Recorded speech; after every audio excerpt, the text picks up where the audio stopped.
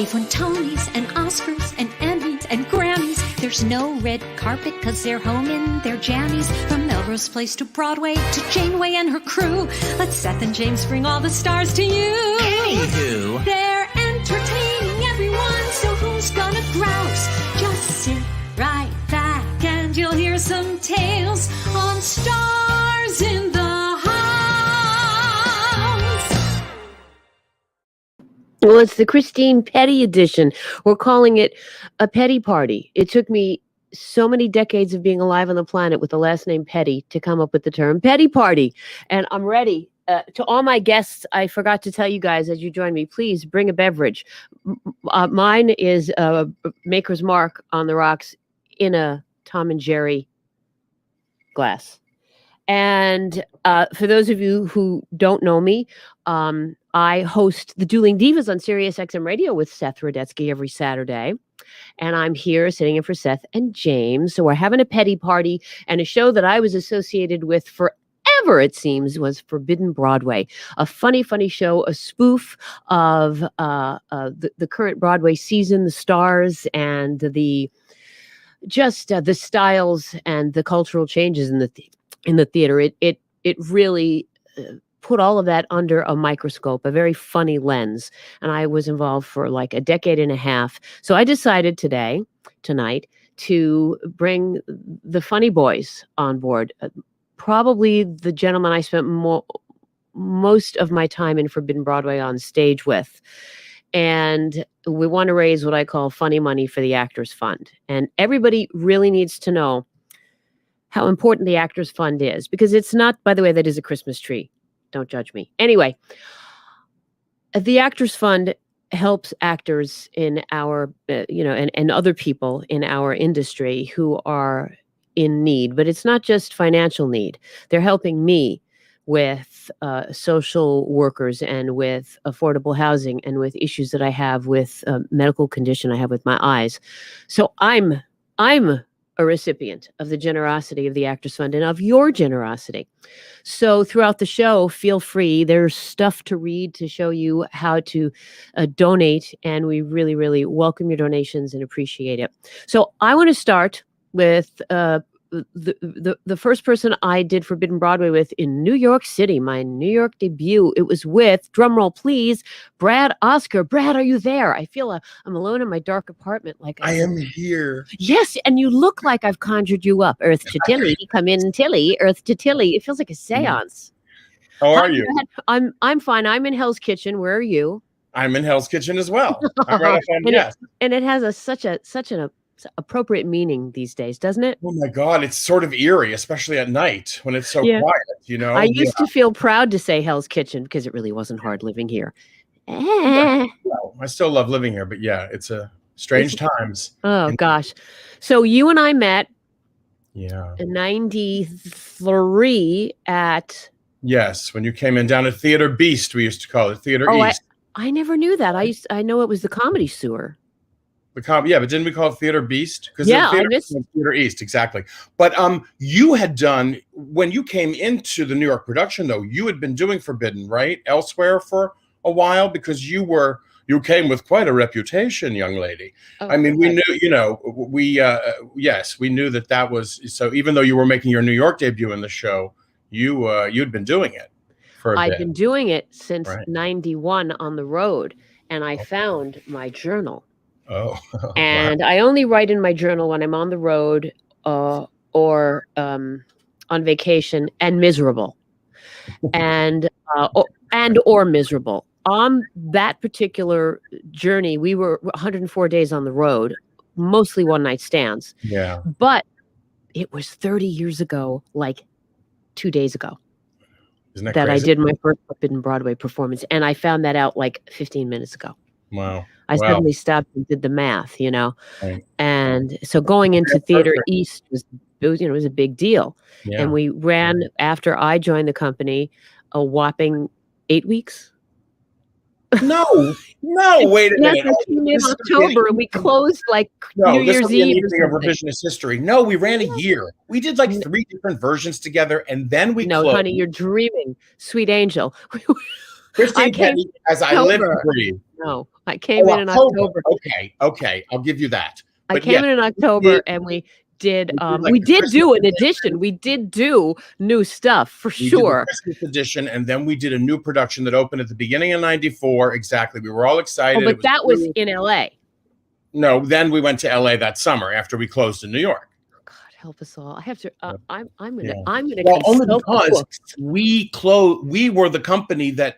We were the first closing of Forbidden Broadway in New York after what, 84 is it that it started, or before that? I don't know. It moved so many venues. It started at the anyway. We put the nail in the first coffin. Yeah, that's right. In '94, but then we had that great summer in Los Angeles in '94, which then turned into Forbidden Hollywood happening, right? If I recall. So let's bring in somebody whose memory is going to be completely different from mine and yours. Brad Ellis, our musical director. Hello, darling Brad. Hi, Brad. I'm drinking half a gin and tonic, the tonic half. Well, Brad, we started out at the Comedy Store, and for me, first of all, let's tell. Oh, I wonder if I have it here. Oh, let me see if I do. Yes, I do. Brad Ellis behind the keyboard was. I don't have it, but do I? Hey, Brad. Oh, yes, I do. How are you, Brad? I'm happy to see you. Really happy to see you. Very good to see you. It's been a very long time. The Comedy Store was called Theater East. Yes. And it was next to Serendipity, a few doors away from Serendipity.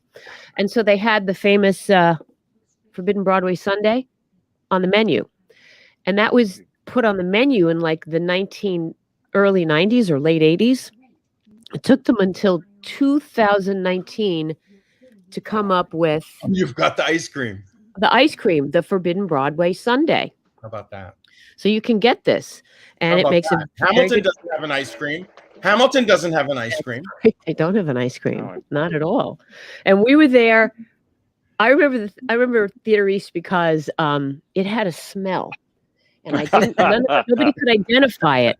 But in the fullness of time, as I grew and experienced life, I knew that the smell was dead rodents. Yeah, it was a basement cabaret. That says all you need to know. Right? How did you, Brad, Oscar, yes. How did you audition for Forbidden Broadway? How did you get my friend David Benoit had been doing the show in New York, and I was getting off the road with Aspects of Love. And David said, you should audition. I'm leaving. You're perfect. And I knew the show. I'd seen the show, of course, over the years. I'd seen a couple auditions, but, I'd never thought, it was something I necessarily thought I was, would be good at or wanted to do, but opportunity presented itself. I found a couple impressions to do at the audition, and the next thing I knew, I was doing it for about 2 years. I think. Brad Ellis was playing piano. Brad, how did you come to be involved with Forbidden Broadway? I went to the same high school that Fred Barton went to. He went there 2 years before I did. He was the original pianist. He is, yes, and he is an astonishing piano player, especially for the theater. You hear the strings and the woodwinds and how to accompany voices and the trumpets splash and all this. And he was doing that when he was in junior high school. So I just thought every school everywhere had a Fred Barton, and I wanted to be the next one. And it wasn't until I was in my senior year of high school and started doing work at Brandeis University and other places where they said, no one plays like that. And I thought, well, I'm just still in it for this other guy. And so I followed Fred. I auditioned. Actually, I didn't even audition.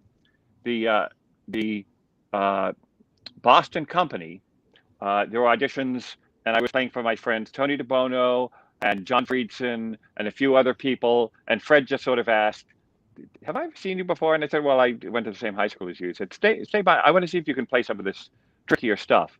And so, luck would have it, I was the right guy for the job. And it is tricky because it's not just, and Brad, Oscar can attest to this, and all the other actors who are going to come on. You don't just have to sound good, solid musical theater. There's also that just unwritten understanding about when to stop and when to emphasize. When to trust the material, when to get out of the way of the actor planting the punchline. It's sort of like, you never move on a punchline. The music should never move on a punchline. And then moving forward as actors, I know that, not often, but on occasion with other pianists, that would have to be explained. I'm not dishing or anything, but it would have to be explained. Maybe a little less. Specifically who? God. No, but Brad, you were, but exactly. Brad was like the backbone of the show. He was there. You knew it was the safety net. If anything went wrong, or we had to vamp literally or metaphorically, whatever it was, Brad was there. So that was a great set. And then I remember too, again, putting together a couple new additions. You behind the piano, just faking your heart out to whatever, would come up in the room. And oh my God, some of the things that, were tried and thrown out or whatever. I hope we'll talk about some of that. But yeah, I can't say enough about Brad Ellis. Oh, that's so kind. Seriously, you could be thrown material, I swear, while you were changing into the costume for the number. You could be given like new lines. We changed the finale during the intermission. They just, one time, Phil George said, I don't like the way he does that in the finale. I don't think he should do it. Could you do it as Merman? And I went, yeah. He went, okay, you do it. You run the whole finale. Please. And we did. They would constantly change the order, and the order would affect everything else because everything, it was such a costume parade, right? On the top stick ballet for the men. Top stick. Ballet, I love that. Well, so that's good that we're here setting it up because there are people who we're taking for granted that they know it is a spoof of the American musical theater in the current season, but it's traditionally, for the longest time, give or take a couple of recent editions, 2 boys, 2 girls, a piano, and 1 microphone. For decades and decades, because that's how the cabaret world was set up. And so, and more costumes that took up more space than any of the actual actors did. Right. And it was a very difficult show to coordinate backstage. If you didn't have your just your poise and like a cool head, forget about it. Just forget about it. Did you have any horror stories changing, Brad? Well, I mean, oh my God, probably nightly. I mean, we got into a routine or whatever, but you remember that space at Theater East, literally, because to come onto the stage, you sort of... Because everybody hated me because for a little wraparound, and one person couldn't be going this way when someone else was trying to go this way. So everything was literally choreographed as far as entrances and exits, and the dressing room was right there behind the stage. If you want to call it a dressing room, God bless. It was all of us and all the costumes and everything. It was crazy. It was chairs against chairs, elbows against elbows. Yeah. And 1 entrance and 1 exit. And it didn't change for a long time. All right. I want you, because we don't have any video of you, Brad, in the show, but I want to play. David, do you have the video ready of Brad Oscar? Because damn you, Brad Oscar, you went on to so many wonderful things, and I don't begrudge you the wonderful things. I do begrudge the way you got the first wonderful thing, because it is the reason so many of us have not left the business, because you are the understudy. You never know. If a little swing that could, exactly. Never know. And any of us who think, forget it, that's it, I've had it, I'm sick of being an understudy and I just can't do it anymore. And then what happens? You go, and this happens.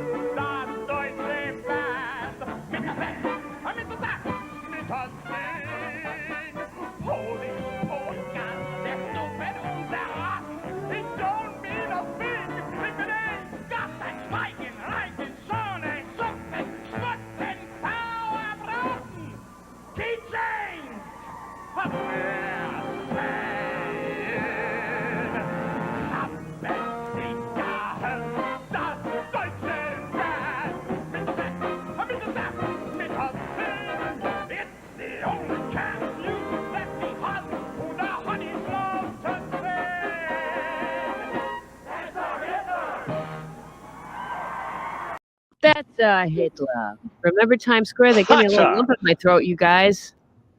I got a little verklempt there. And you know what's wild? That was September 9th, 2001. Oh dear. That was 2 days ago. Yeah. Wow. Crazy. Man, man. to get us back on track. The biggest, I swear to God, one of the biggest thrills, though, Gerard used because of the producers, because of that moment and getting a Tony nom, whatever. And then, you know how our business is, whatever. Gerard, I was actually mentioned in an edition of Forbidden Broadway, which I love. I'm not sure which, but I made it actually into the show in some way, which is that's an accomplishment. It really is. It's an accomplishment. All right, I'm gonna ask these two gentlemen to step aside for a brief moment while I bring in two more, my Bryan Batt and my Michael West. Hey, doll. Hi. Batt. Hi, Bryan. Now, Bryan Batt and I, hello, beautiful people. Bryan Batt. That we have a lovely selection of photographs that Bryan has sent. I would like to show the photograph, if I could, of him as Lumiere, and there's a couple of the Forbidden Broadway photograph is really very funny with all of us in the black and white photograph. That one, yeah. Oh, to be so thin. Oh, so everything. That's the Scarlet Pimpernel. And that's Starlight Express. Wow. And anyway, so now, that's 12 Years a Slave. All right, let's stop with the photographs for a minute because I'm watching 12 Years. I'm at the theater, minding my own business, watching 12 Years a Slave. I turn and go, huh? Like, there's Bryan Batt. Yeah. Thanks for telling me. Thanks for warning me. I didn't know. It was kind of funny. I auditioned, read for the part. It was filmed down here. I'm living in New Orleans right now, and we filmed, and it was incredible. It was an incredible thing. My favorite. It was so weird. It was weird to be on that kind of set, and because it's during slavery, so they're saying slaves, and they're saying words that we just don't say anymore. Yeah. And I'll never forget the director saying, like, "Slave number 12, could you please put your cell phone away and take the earring out?" It was bizarre. But I had these other scenes, and it's just the story of my life, though. Anytime I do a film, stuff gets cut. So a friend of mine was in LA was watching, what do you call it? Where they test the movies out there. Mm-hmm. You know, they test these things, and it was very long. And she calls, screaming, going, "You are all over this movie. This movie, you're all over it." It's like, and then I went to the premiere here because it was filmed in the area, and it was like one scene left. Oh, I didn't know that. I didn't know that. Actually, I had an improv scene with Fassbender, with Michael Fassbender. Yeah. Oh my goodness. The director's just like, just do that. Talk about something. I was like, I mean, it's an actor's dream to do that, especially in period garb in 100-degree weather. Well, it's interesting because at least in the theater, you know where you stand on opening night. It ain't going to change for the Michael, what are you drinking? Foreseeable future. I would like to say that it's a frozen margarita, but actually I had rum rather than tequila, so it's a frozen daiquiri. So that's been a while since I've done that. How nice. I love that you call this a petty party because I'm having a pity party. Oh. I don't know. I'm saying it. I don't care. I had another knee replacement, and that's it's okay. 2 weeks out. And nothing goes better with Percocet than wine. Oh, God. All right. We're going to talk fast because he's going to be drooling into the arm sleeve of his couch in a minute. Sounds delicious. Now, Bryan and I what the hell did we do? We did Forbidden Broadway Strikes Back. Forbidden Broadway cleans up its act. No, we did. No. We did Forbidden Broadway Strikes Back. And cleans up its act because I came in right after you and I can't remember any of the names of any of them. Yeah. But Michael and I met. Michael came into Forbidden Hollywood as that's right. You were so brilliant. For a minute, I was in there for a minute, and they said, "You want to go to Japan?" I was like, "Yeah, I want to go to Japan." And, because they laugh, they love it. Oh, in Japan. It was so great! Oh my gosh! And when would I have had the chance to go to Tokyo for? We were there for 4 or 5 weeks, Tokyo and Osaka, and yes, they laughed. They were. It had super titles above on the proscenium above, and so the laughs would come. The super titles would come right before we were saying the line, so the laugh would happen right before the punchline every time. They got the guy who did it when I was there was a big, heavy set guy, and in case it's the same one, And I don't know how he timed it so perfectly, but damned if they didn't laugh exactly when they were supposed to laugh. It's now, Michael, playing the piano for this show. It is a special gift. That's right. And they loved it. They liked musical jokes because obviously it was a universal thing. Yeah, now, they were delightful. And good Lord, I mean, the size of those theaters that we were playing there. And, I've never done Forbidden Broadway to that size houses before. I'm used to 100-seat houses. And these were several thousand, and they were always full there. Amazing. Now, I couldn't get any video of you, Michael. There is such an incredible. There is none in existence of me doing anything. Actually, it's unbelievable. So now, Michael and I also spent a decade doing Musical the Musical. Yeah. And I just want people to see Michael's wonderful Larry King. Oh, Now, David, there's two clips. If we could do the last clip, that would be great. This is a special. There have been many wonderful fundraisers. Go ahead. They've been wonderful fundraisers lately for Saving the West Bank Cafe and recently Saving Birdland last week. Same team made this video. This was years ago trying to save the Edison Cafe. Tom Dangora and Michael Dangora made this. We're going to see a portion of the video. Shows on Wednesdays and Saturdays. The chorus kids come here, the gypsies, you know what I mean, for gefilte fish. Oh look, it's Nathan Lane. Oh no, that's Tyne Daly. What can we do? We got to save this place. We have to call all our friends, and we have to tell them to come here and bring business here. We'll call Rip Taylor, and I'll tweet Katy Perry.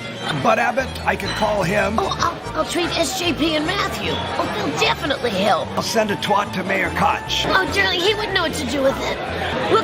We need people who care about the underdog. You know what I mean? People. Angelina Jolie. Bette Midler likes to save things. She ought to come here.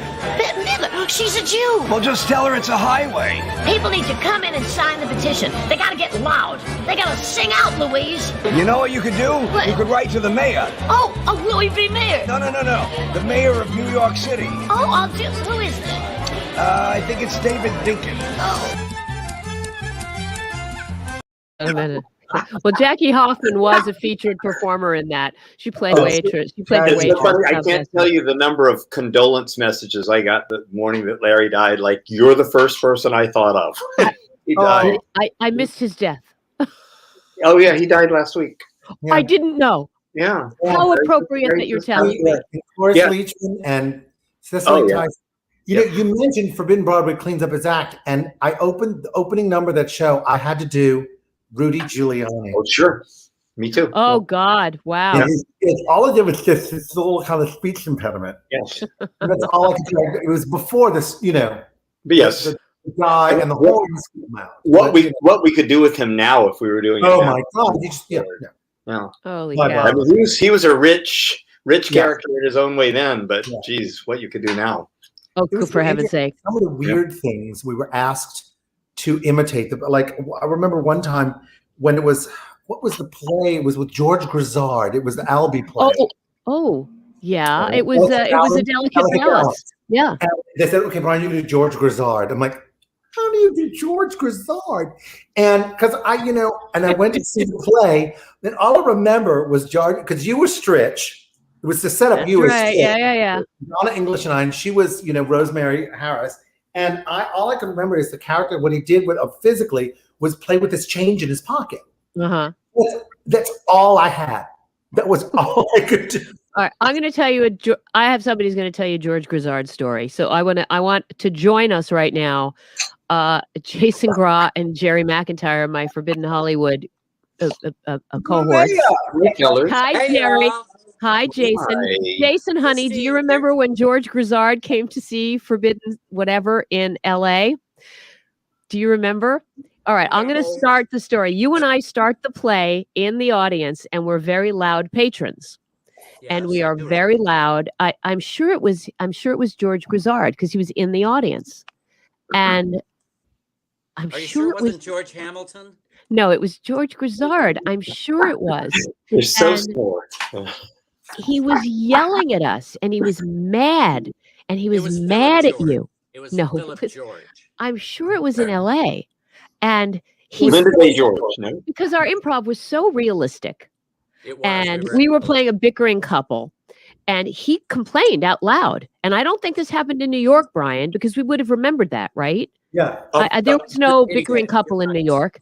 It was George Grizzard who came up to us after, and he laughed and said, "You had me. You had me." And so I did Forbidden Hollywood in L.A. We started out in Old Town, and Jason Crod, Gerry McIntyre. Oh boy, oh boy. Oh, children. Oh my God. It was our debuts. Wow. We were Forbidden Virgins.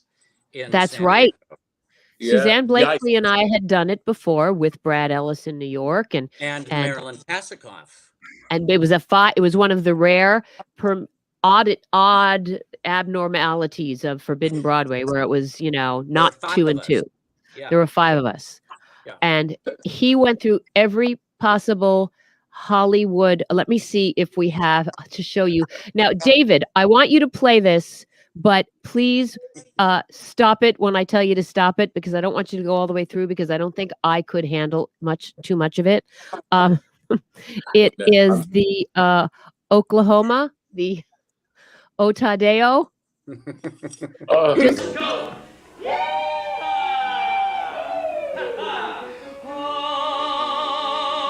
Tadeo, you're the widest screen I've ever seen, and the waving wheat at 50 feet makes a 2-seat Surrey look obscene. Oh, Tadeo, every song by Shirley Jones and I is in 16 tracks, and God attacks when her tessatura is too high. That's enough. Anyway, so we did an entire number about the film processing process called Tadeo. That's how specific he got. Very specific. Jason and Gerry, how did you get involved in in Forbidden Hollywood? Well, Gerard just asked me. I've never done anything with Gerard at all. He said, we had a premiere of the show or something, remember, somewhere in LA, because we were in LA. And Gerard said, yeah. I asked Gerry to be in it because he's the mayor of Broadway. And I was like, well, that's good to be here now. Now it's too late to leave.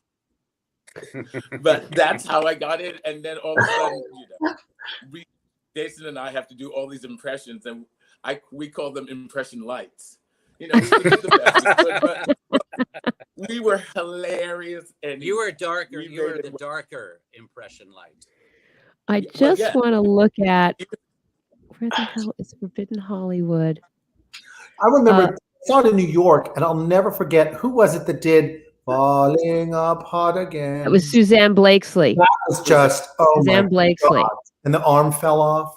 Yes, that was hysterical. Here is, let's do a little bit of Gerry McIntyre's Louis Armstrong with Barbra Streisand.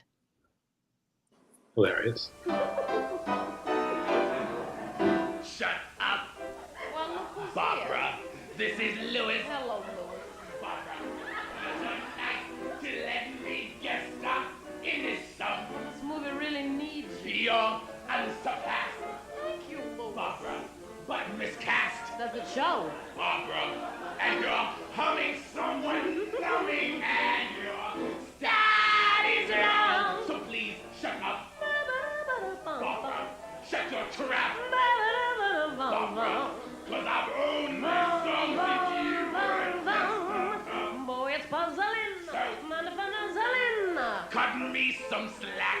Barbara, why don't you please stand back? Yeah. Barbara will never go away again. All right. Well, that was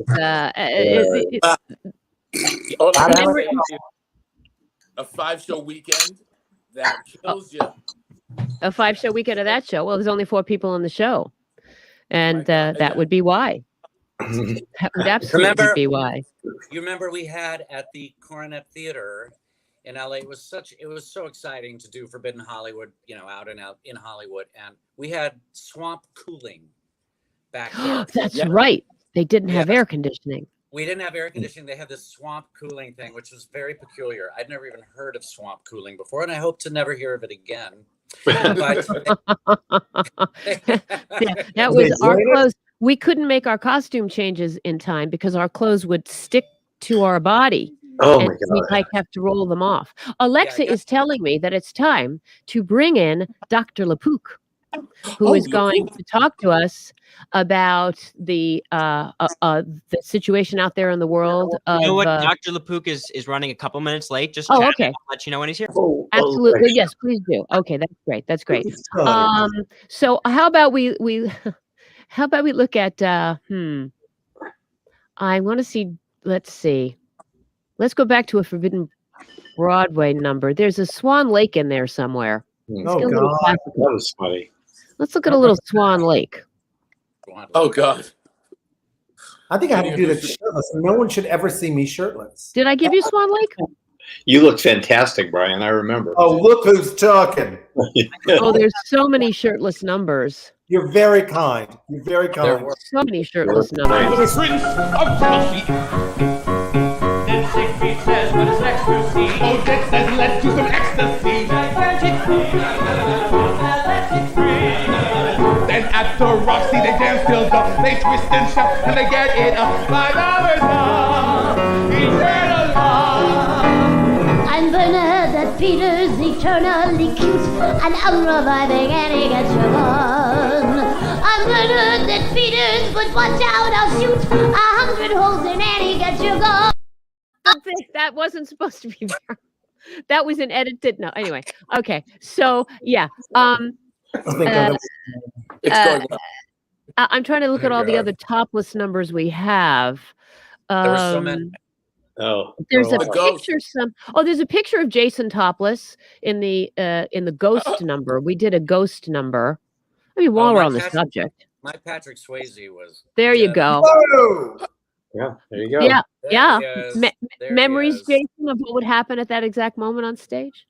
Memories, dear. Somebody pinched my ass, right?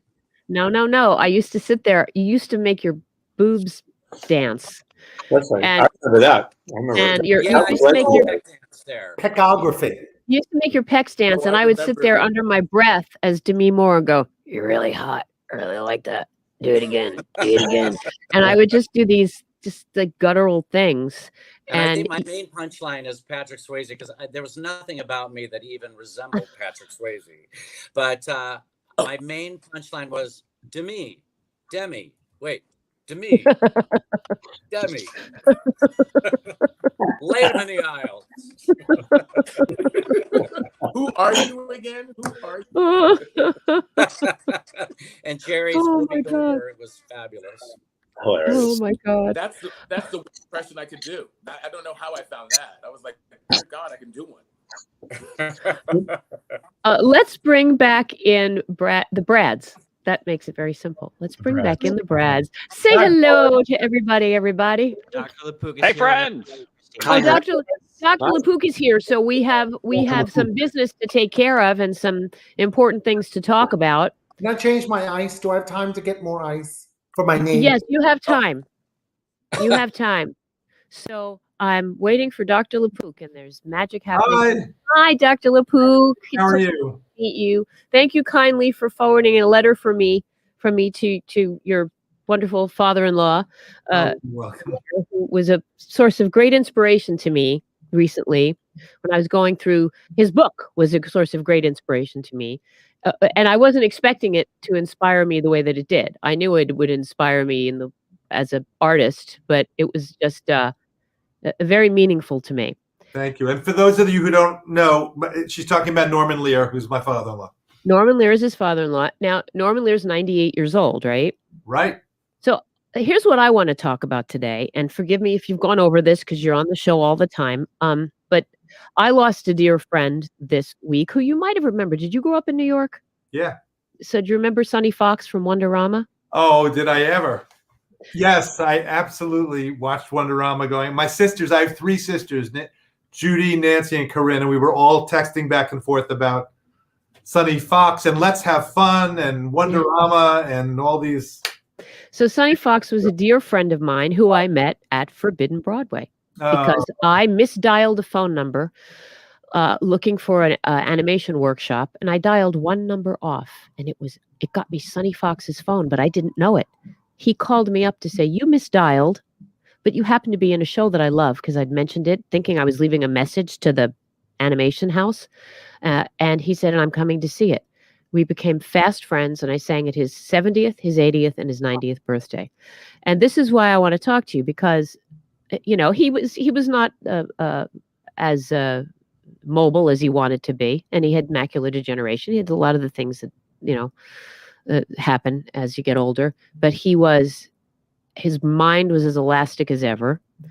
And I'm just so angry that he passed away because of COVID. It just annoys me, and it frustrates me. And I have an 80-year-old mother who has half a lung, so from a long time ago, thankfully, but I want to be certain that I know when I can hang out with mom when she's had all of her she's on 2 lists for a vaccine, but nobody's called her back yet, so she doesn't know which one is real. And when she finally gets her first and then her second, when can I hang out with my mother and make sure, and knowing that she's safe? Because we're at this point now where anybody passing is just frustrating, and I'm saddened, and I'm just in a bad mood about my friend. First of all, I'm so sorry about Sonny Fox. And for those of the listeners who don't know, Sonny Fox hosted a children's show. And for people of a certain age, which we are, growing up on Long Island, I don't know how much farther he was than that, but it was Sonny Fox. He was as big as Fred Astaire to somebody who was older. In terms of the vaccine, Pfizer and Moderna both give 95% protection against getting sick, feeling sick, and the 5% of people who felt sick, very, very, very, very high protection about getting seriously ill. The Johnson & Johnson vaccine came out with the numbers today. In front of me, and it's good news. So it was 85% protection against severe illness, but 72% overall effectiveness in the United States, 66% effectiveness at preventing moderate to severe COVID, 28 days after vaccination, only a single shot. And in South Africa, where they have that variant that's more resistant to the vaccination, it went down to 57%, which is a wake-up call, Tony Fauci said today, about we got to keep after these and make sure everybody gets vaccinated quickly so it doesn't have time to keep mutating. But even with diminished protection, it still seems like it's pretty good. And here was the best fact at all, which I thought they buried the lead in the press release from Johnson & Johnson. There were no deaths and no hospitalizations in their group of people who were tested. Wow. At 28 days after a single shot. So it's pretty good. In terms of your mom, if she gets, you're still playing the dice a little bit, but 95% protection, so 5% chance that if you were infected, she could still catch whatever you had, right? A little bit less protection probably with the Johnson & Johnson, but still pretty good. And what we're telling people is, it's risk benefit. You have the benefit of being with your mother, and when parents and grandparents are socially isolated, that increases dementia, it increases disorientation, it probably increases, sickness just in general, because I'm a big believer in mind body. So you have to balance that against the risk of you bringing her an infection, but if she's already vaccinated, she's probably pretty darn safe. I would still be wearing a mask when I saw her. But I think if you have 2 or 3 layers, we keep talking about the 2 or 3 layers mask, the surgical mask, and then a double-layer cloth mask, or you can have a 2-layer fabric mask with a pocket in the middle that you put either an N95 or a MERV 13 filter or something like that, or the equivalent of an N95 if you're lucky enough to have that. They have the N95, the N94s, and et cetera. So I think the bottom line is, a week or 2 after your mom gets, it depends on the vaccine, but they'll tell her when they think she has the protection. I'd go visit her. I'd still wear that stuff, but I'd do everything. I'd wash your hands, make sure ventilation's good. And so all these kids who want to see their grandparents a week or 2 or 3, whenever they're given the clearance after their second, if they have a second, if they need the second shot, if that's the kind of vaccine they get, they can go over and see grandma. They shouldn't snuggle up and drool on her and, sleep in her bed. You could do a careful hug. The reason why you're hearing me hedge and why Tony Fauci is, everybody's hedging is this is new. Yeah. It's a novel coronavirus. Remember that at the beginning, that word novel? Mm-hmm. So we're learning stuff. And now we have this amazing, technological tour de force, vaccines 1 year after the genetic code was revealed. I mean, that's astounding. It should be decades or certainly years. So now we have them and we're out there and we're seeing the protection. And you're going to be seeing in the weeks and months to come a lot of data coming. One of the big questions is, I've had the vaccine, I've had both vaccines, and now I'm out. Can I still asymptomatically get infected and therefore possibly infect somebody else, even though I feel fine? That's a big, big, big, big question. And they're collecting data on that too. They're also collecting data for Johnson & Johnson on whether a booster dose might help it even be more protective. So right. So if I go to my mother's house, I'm wearing the double and triple masks, not just so that little extra 5% chance that she might get it exists. Also that she's not carrying it and giving it to me. Right. Exactly. Okay. Okay. I feel better. And the good news. I'm sorry, because I realize that she should be wearing the mask too, so that she doesn't give it to you if she does happen to be carrying it. Okay. But you'll use your head, like if she is isolated, if she's, I don't know, does she live alone? Yeah. If she lives totally alone and nobody's come in for 14 days, that's true. There's no way she has it, right? I know. Might give you pretty scrupulous. A nice hug. And I have a video I can show her now of somebody else. So she will never believe me, but now I have a video to show her. Pay attention, Lillian. That's what Lapook says. You can have her call me. When you're down there with it, we'll FaceTime. Well, thank you for everything, and thank you for being being my my messenger this week, and and talk about mind body. I think that Norman Lear is a perfect example of somebody who has the right attitude. I think that helps a lot. He's got a great mind and not such a bad body. All right, but up. And on that note, we're coming back to the comedy. That was our perfect segue. Thank you so much, Dr. Lapook. Let's get our Forbidden Broadway guys back here on the screen. I hope we all learned something there if we have older people in our life. And Brad Ellis played Sonny Fox's 70th birthday when I performed at it. And so it was a great loss for us because he was in, it was in fine mental shape. So it was hard to take. I'm sorry to hear that he passed. I'm just hearing that now. Yeah. Oh, I'm sorry about that. Well, let's laugh a little bit. I want to play something between myself and Bryan Batt. It is the Sunset Boulevard Phantom of the Opera number that I'll talk a little bit about it first, David. Remember when we were in rehearsal and how this number came to be? Yeah. Bryan? Originally, though, it was I was doing Joe Gillis from Sunset Boulevard. Right. And it was about the big stupid microphones that were hanging down. I had gone to see it, and I said to you, "What's with those stupid the fedoras on those henchmen? They had these big dangling." Yeah, it was ridiculous. And I'd done the show, so that first episode of Forbidden Broadway that I did, I mocked 2 shows that I was actually in. Which was kind of weird but fun because one was Cats and one was Sunset. But anyway, it started with that. About I can't hear you, and then I think you and Gerard. You and I were talking, and I was bitching that I had seen Sunset, and I said, "Why are those microphones dangling off the fedoras of the henchmen? They look like wasps. It's like they're so big." Well, and I remember your forehead, right here, like you have a growth. It was right. And so and then it morphed into a conversation about how there's no big stars anymore and we can't really bring the old ones back. How are we going to bring the old ones back? And then I went, wait a minute. What if Merman was saying sing out Louise because she thinks the microphones are baloney? So we told Gerard. His memory is that he wrote it during intermission, but this is what he wrote. So if we could play that Sunset Boulevard Merman. Boulevard, Miscan Boulevard, lucrative and dull, a little scary. Sunset Boulevard. Sunset Boulevard. Well, sing out, Louis. Excuse me, I'm up here working. Sing out. Sunset Boulevard. Sunset Boulevard. What kind of voice is that? Hey. What's this growth in your forehead here? Oh, that's that Andrew Lloyd Webber disease I heard so much about. Sunset Boulevard. Sunset Boulevard. Sounds like bullshit vod to me. You call that singing? Times have changed, Miss Merman. This is how we sing nowadays.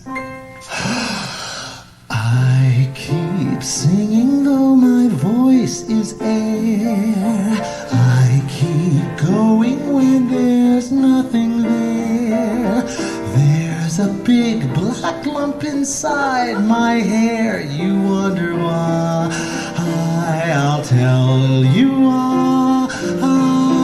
I keep walking through the show each night, but in spite of that you'll hear alright. Stars like me seem ever tireless, thanks to my wireless head microphone. Kid, in my day we didn't need microphones. We had voices then. You don't need amplifying. You'll be alone as a lion. Be like me, use your diaphragm. Take that thing off your forehead. It looks like a new warhead. And you sound sheepish as a lamb. If today I got hired, I would sweat when I'm wired, causing some electronic scene. Come on, kid, and get some class. Take that mic out of your ass and admit you just can't sing. Stick with me, kid, I'll have you sounding like Jolson in no time. You don't need amplifying. You'll be loud as a lion. Be like me, use your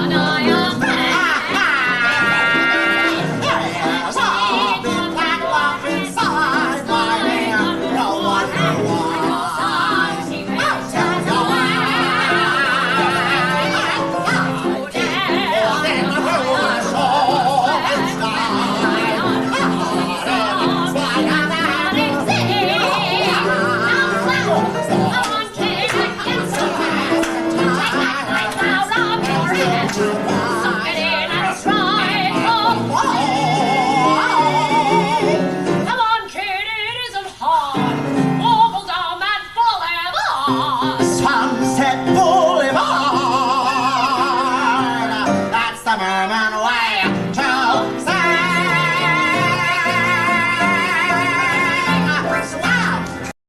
Wow. All right. I'm sorry. I was saying cut it because I didn't want to hear me sing. So apologies. I only knew that was a Sunset Boulevard number. I only knew it as a Phantom Merman number. So Well, I have. Listen. Play David. Play a little bit, like just a few seconds of the Phantom version of it to see how it morphed, but very few. I'll give you that. I'll give you that. When the sun's a bitch and I'm slightly underpitched.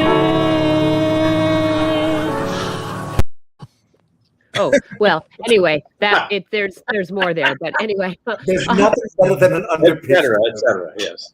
There's nothing better. I would have, Brad Oscar, when you were in Forbidden Broadway, I know you had been in Aspects of Love, which I liked. I thought Aspects of Love was a big, old, mushy, soap, sexy 1950s Rock Hudson, Jane Wyman, like it was unapologetically soap opera-ish, and I enjoyed it. Indeed, yes. I did. I enjoyed it. And did you do the Aspects of Love spoof? I think in LA we did it that summer. I think I did it yes, I believe I did get to do it. We have a little Gerry McIntyre and Jason Graae. More topless forbidden. We could do a whole topless forbidden video of Aspects of Love. If David, it's the While I sleep with everyone, with her daughter and my niece. Everyone gets good songs and a juicy piece.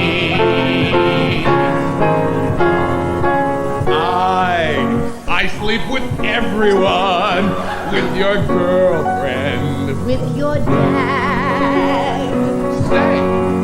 Say, did I sleep with you? I don't think so. That's too bad. Jason, you're just...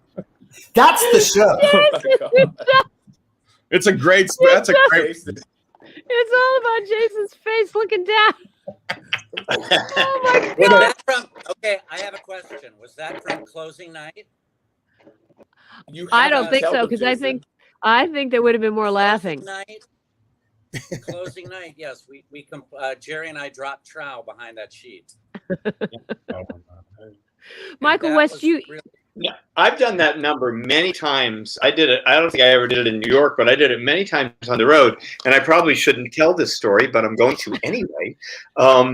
Anytime we would do the number, it was John or whomever was in charge of would say, "You can't tell Gerard we're doing this because he doesn't like this number." Gerard Alessandrini, the creator of 100 times, and was told that every time. So for some reason, it's one of your favorites. When I saw the show, I think it's such a funny number. Oh, it's brilliant. Yeah. There's this older couple sitting in front of us when I saw Aspects of Love. And literally, they keep going, "What's this about? What's this about?" And the one says, "It's Aspects of Love. She's sleeping with him, and she's like, and then she goes, and she's sleeping with the girlfriend." He goes, "That aspect I could do without." I want to go around the little mosaic here, and everybody tell me their favorite forbidden number. Let's start with Michael West. My favorite number that I ever got to do was the Robert Goulet number. How did it go? I'm Bob Goulet, and I have been around for much too long. He was getting confused with I sing la da da da da da da when I'm dazed and confused. Every night I would search for the words I could barely remember, and then it would be like, if ever I would leave you, it wouldn't be in springtime. Knowing how in springtime I'd never some enchanted evening. You may see a stranger.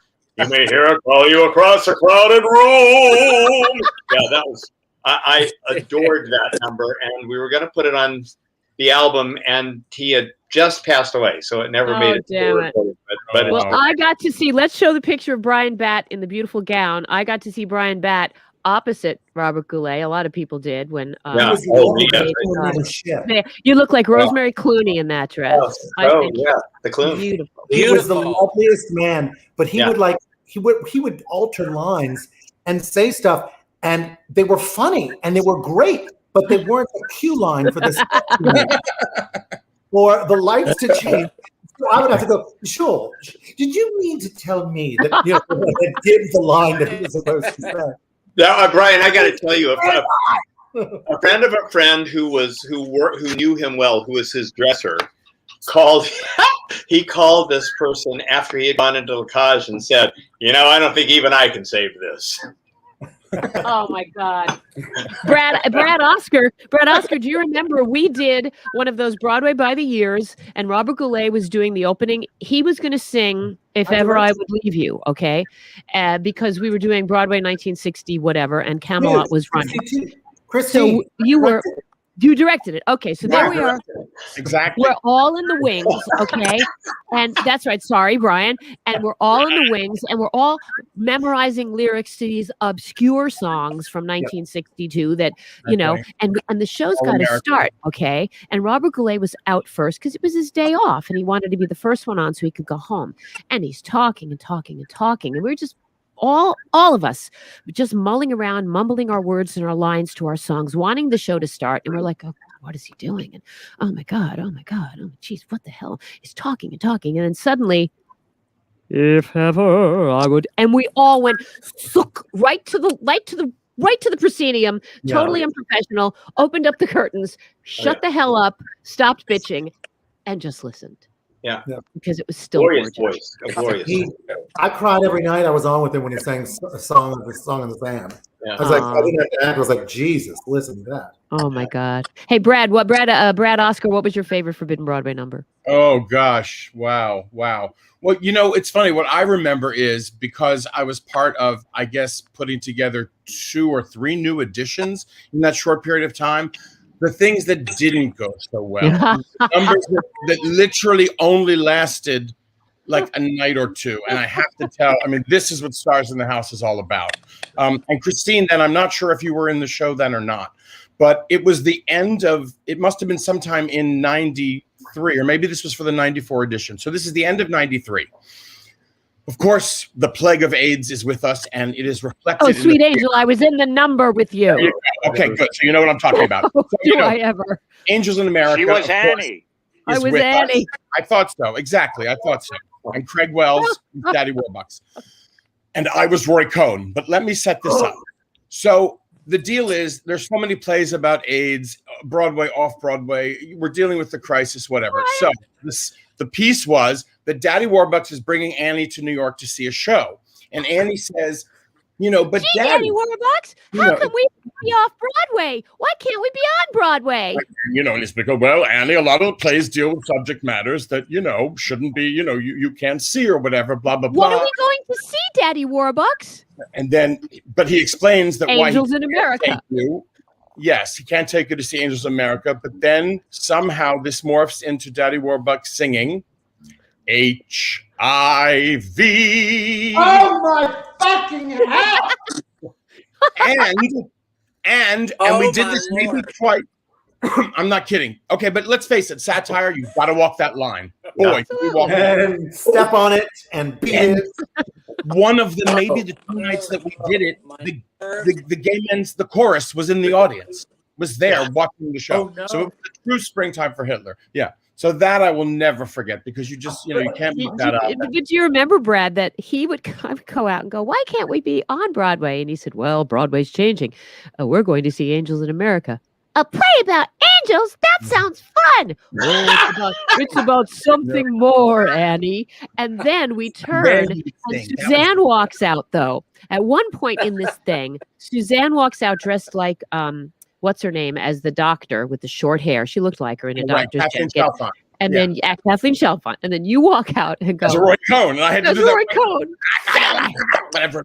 Say it, Henry. Say Roy Cohn, you're a homosexual. You are a homosexual.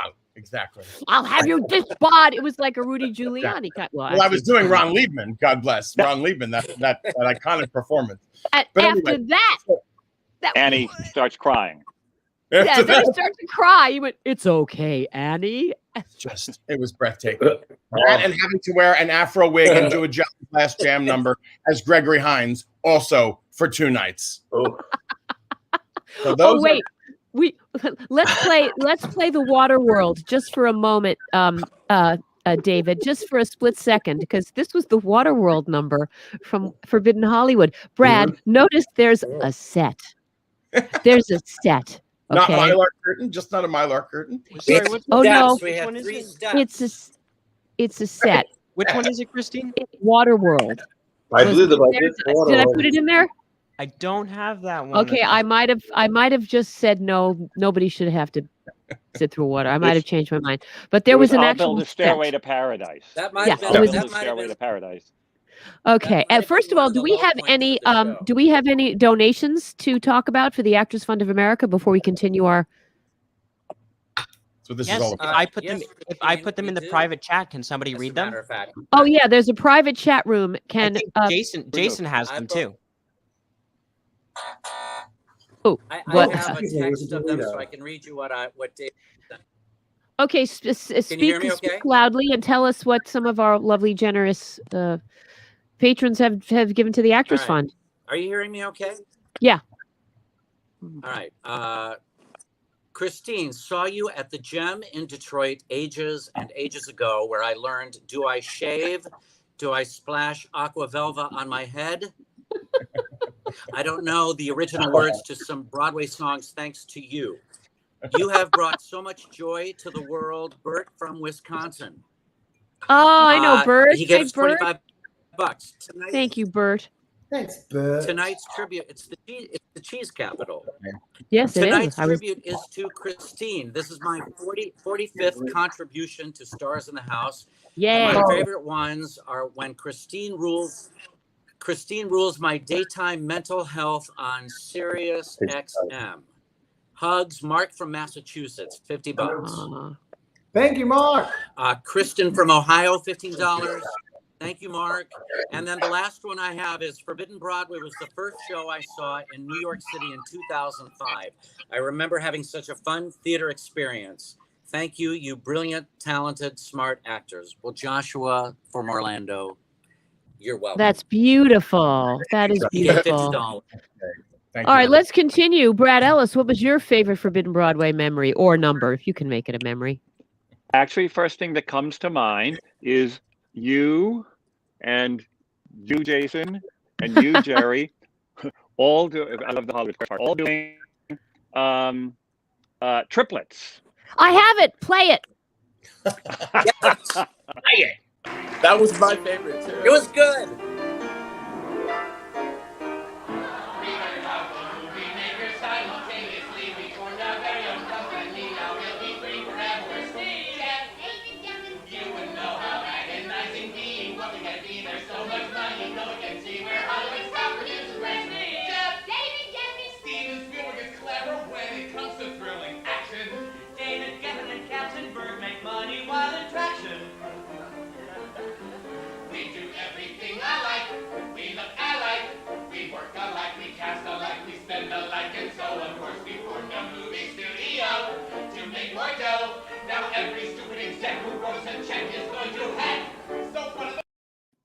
Yeah.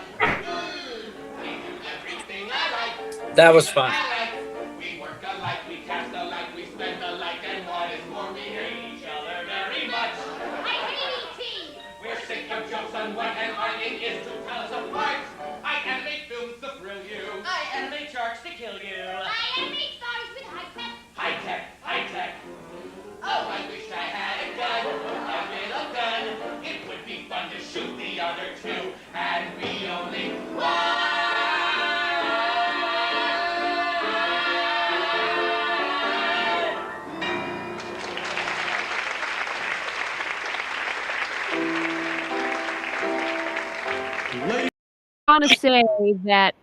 I just want to say that last night, some thieving criminal bootlegger sent me all of these videos, none of which I'd ever seen. None of us had any of it. And I want to thank them so much for bringing it on and giving us these videos, because I forgot probably 25% of the numbers that were done.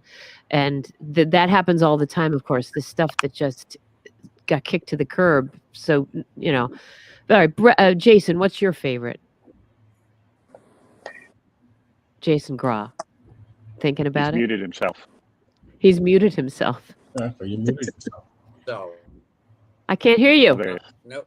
We can't hear you. Now you can. Oh. Can you hear me now? I can't see you. Put your glasses on. He's being facetious. He's being facetious. Can you hear me now? Yes. All right. I think I was very nervous when I came into Forbidden Broadway and or Forbidden Hollywood. And we flew out to San Diego and we were trying out all these songs. And I was watching all the characters that I was assigned. And I was watching the movie of Guys and Dolls. And I heard Marlon Brando sing, "I'll Know." And it was like, it was just there for you. It was like, oh, he's like half a pitch off.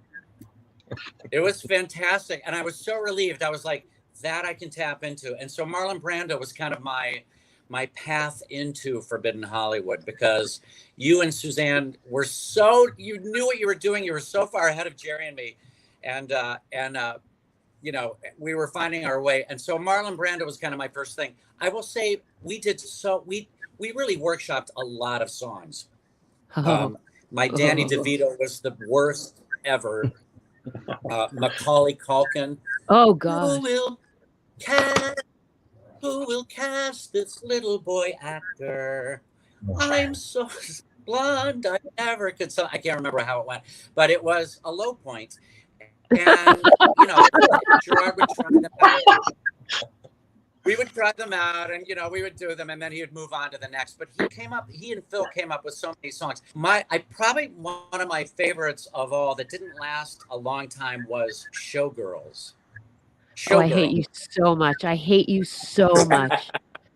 You and Suzanne What a pole nightmare. dancing and licking the pole.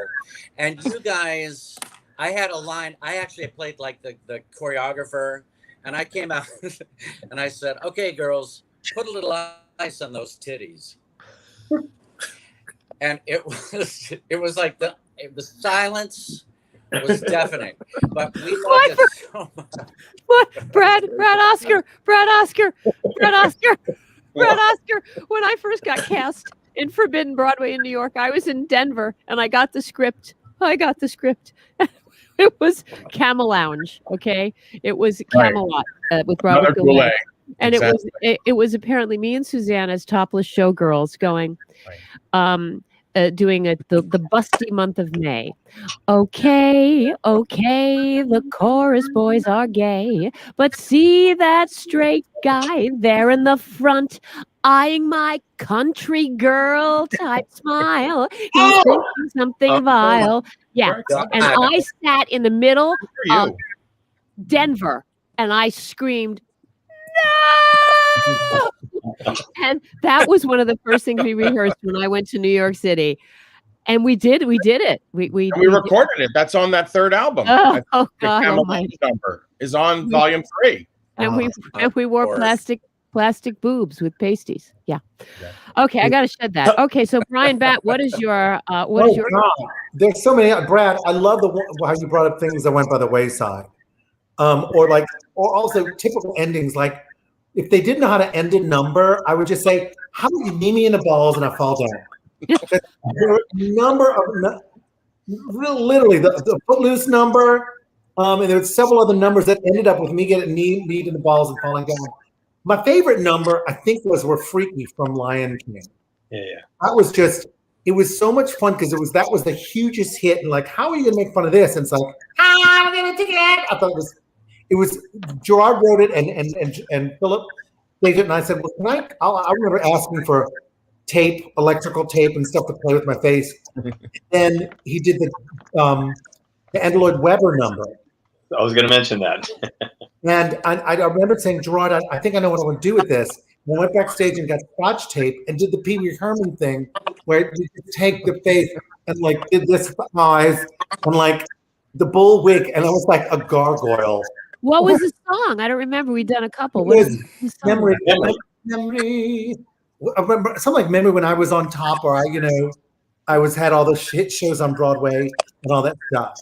And it was like a villain petting a little cat, and that was fun. But my favorite one that didn't ever make it, because Christine, I think you and all of us said, "There's no effing way we're going to do this." It was Rent, and we did the whole Rent thing, and there was something like I don't remember the exact words, but I remember the punchline. It was, "Writing shows on Broadway, having hit night after night. Nice work if you can get it, and you can get it if you die." Right. No, you cannot do that. Well, Brad Oscar is responsible for one of it, although he was not there for it. One of the most memorable Forbidden Broadway nights. Brad Ellis was there for it because you called out, and the understudy had to go. Yes, you called out. You called out. Brad Oscar called out. He was out. The understudy had to go on for Brad Oscar, but the understudy was also the understudy pianist. And I think Brad Ellis had been booked at an Forbidden Broadway industrial. So we were missing a human being. And the understudy had to play the show. So who was going to play the Brad Oscar track? Gerard Alessandrini, the creator of the show, who wrote all the lyrics, but didn't necessarily remember all the lyrics. And during the aforementioned Camel Lounge number, where we had the boobies with the pasties, he came up and tweaked my nipple. It was a fake nipple, but he tweaked my fake nipple. And at one point, he was Andrew Lloyd Webber, and I was Patti LuPone, and I had a gun like in Sunset Boulevard, and I was, we were circling each other, and I had to say something like, "Andrew, stop it, blah blah blah," and he had to say a line. He didn't remember it, so he just went, "Oh, shut up, you bitch."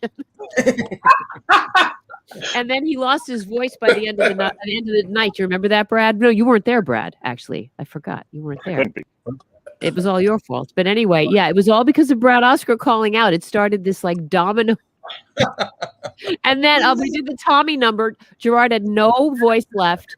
And who was there but Des McAnuff, who directed Tommy. I remember that. Because I remember, of course, I was upset that Des McAnuff was there. I could have been discovered at that point. Yeah, you got yours later on, okay? As we proved at the time. I had to wait 6 more years, Christine. Des could have put me in high society or something. All right, we now have Gerry McIntyre. We have to go, but I just play a little bit of let's see. I think we want to see Gerry McIntyre and Jason Graae in the Pulp Fiction number. Play the second part of it, David. The second part of it, not the first part, just the second part.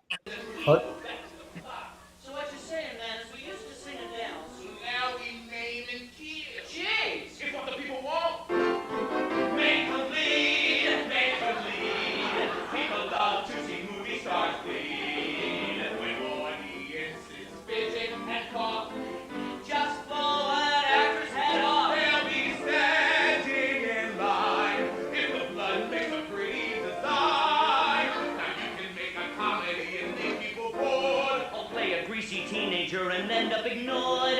Murder, drugs, or fault, and you'll win an award. Make them bleed, make them bleed, make them bleed. Make them bleed, make them bleed. In this biz, murder is all you need. And if they want a cultural glam, just blow up Sean Clement down. Female stars think it's art. If a drug needle punctures their heart. Now you could do a musical and never get paid. Disco in your underwear and never get laid. But make them laugh and violent, your fortune is made. Make them bleed, make them bleed, make them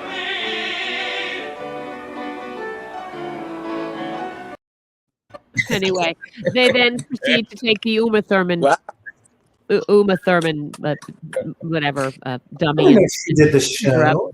And there was Brad Ellis, who met his lovely and delightful bride during that show. So many couplings have happened during the show. But Gerry McIntyre, your favorite number? Gerry Max. I would have to say, first of all, I just want you to. Do you remember when I played Arnold Schwarzenegger? Oh God, no. Yes. Oh my God! I played Arnold Schwarzenegger, and some number we did a dance on the deck of a ship. That didn't go well. What? And the Gerry number didn't go well either. It was just, they were just long, and you could just smell the audience hating me. I was like, oh my God, they hate me. So then at the finale of Forbidden, I got to play Sam from Casablanca with Jason. So I got to play Dooley. And then I came back as Whoopi in Ghost. And then the cherry on the top of the dessert, I was Hattie McDaniel in Gone with the Wind. And that was my favorite, like 5 minutes of the show. I was so happy to be black too. I was like, oh my God, I'm finally going to do something. Hattie McDaniel. When the hell else are you going to play Hattie McDaniel? And it would be okay, you know. There's a few opportunities, yes. Which, by the way, let's stop for a moment. Let's pause for a moment and just say that me, Jason, Gerry McIntyre, and Suzanne Blakesley, Brad Ellis probably too, are NAACP award winners, are we not? For our work in Forbidden Broadway. For knowing Gerry McIntyre. But yes, it was, exactly. I mean, the stuff that we did, I don't know how. I just can't believe it. Recognized by my peers. You as Audra McDonald, I can't believe they didn't take the NAACP award back from you. I know. Oh, Paul Housewalker. Or that line where I go, oh, white lady, thank you so much for saving my baby. How could I ever repay you? And what does she say? You could start with the windows. Yeah.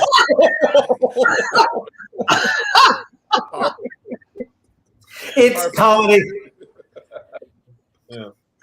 Wow. You were good at all the minorities, Dean. Your Lea Salonga was excellent. I got to play Lea Salonga in the Saigon sketch. You did? Remember the whole Saigon sketch, non-traditional casting. Oh, that's So, right, because we yeah. had the whole right. Exactly. That's right. So Miss Saigon was played by a guy. Yeah, it was one of my finest moments. Yeah. Well, I want to talk longer, but we're already Looks so like over she- time. Looks like Thank she you. put a few pounds on. Oh God Almighty! Well, you guys, for anybody who doesn't know Forbidden Broadway, it'll be back at a theater near you at some point, somehow, some way. It's a very necessary part of our world to laugh, and God knows we need to laugh now a lot more. And I just want to thank you guys so much for so many memories, and not just because I got to work with you, but because you just elevated the art form with me or without me, and I was happy to be a witness to it all, to some of it anyway, of your incredible work. And we have remarkable memories, so many of us, and the stars. And everybody's still working as much as anybody can be at this particular love you. exact We love you, moment in Christine. time. Well, I love you guys too. And everybody listening, please give to the Actors Fund of America, because as I said at the top of the show, I am a recipient of their generosity and their hard work. They're helping me with social workers and with affordable housing, and I know this only looks like an expensive apartment, and they're very important. It's just unfathomable what we're going through, and your support is it's necessary but so appreciated. It does not go unappreciated, I promise you. So anything you can give, you don't have to do it today. It would be great if you did it today, but it's always there, the Actors Fund of America. And any parting words, anybody? What's that? I love the act. Glenn Casal just the best. They've helped. wrote me. Glenn Casal just wrote me and said, "You look hot. You look great." Did I look great? Well, that's very sweet. Thank you. Yes. Well, I can't wait to see every last one of you on stage again. It's suburban. All right. So Michael West. All right, I'm giving everybody a shout out. Michael West has a wonderful character named Ken Boysinger, who is a friend of his who does wonderful shows. Look for Ken Boysinger out there in the world. Brad Oscar, what the hell are you doing? Well, Doubtfire will be back. God willing. Mrs. Doubtfire. Oh, yes. Broadway. Boy, that's the one I was really looking forward to. Yeah, it's pretty damn good. So we'll be. Hang on, everybody. I love you. It's an honor to be with all of these people on the screen. You guys, I love you guys. Thank you, Christine. Thank you, Brad. Brad, Ellis, nice dog. Nice dog. Thank you. I have a Valentine's Day online show with Andrea Marcovici coming up. Andrea Marcovici on Valentine's Day. Oh, and Music for Autism. Yay, Music for Autism. I have a live event with them coming up as well. Jason, my darling Jason, you have a YouTube channel, which brings me a lot of joy. Oh. Jason Graae, can you hear me? Oh, thank you. I'm Swiffering tomorrow. I'm Swiffering tomorrow. That'll be my choice. It's the highlight of my year. Gerry McIntyre, you're directing stuff. You're wearing a mask and getting out there and doing stuff, right? Yeah, I'm the associate art director at the York Theater. So we had a flood, so we're bringing the York back. We're doing a lot of stuff. We're doing a lot doing of Titanic. February, Black History Month. Trying to all work out, kids. That's the only way to do it. Yeah. All right. And my darling Bryan, you have a store. Can we show some photos of Hazelnut, his beautiful store? Beautiful store. We're doing Mardi Gras Day, which is to everyone else, it's just Tuesday, but it's the day before Ash Wednesday. And in New Orleans, where I am, there's our house. We decorated our house like a float. This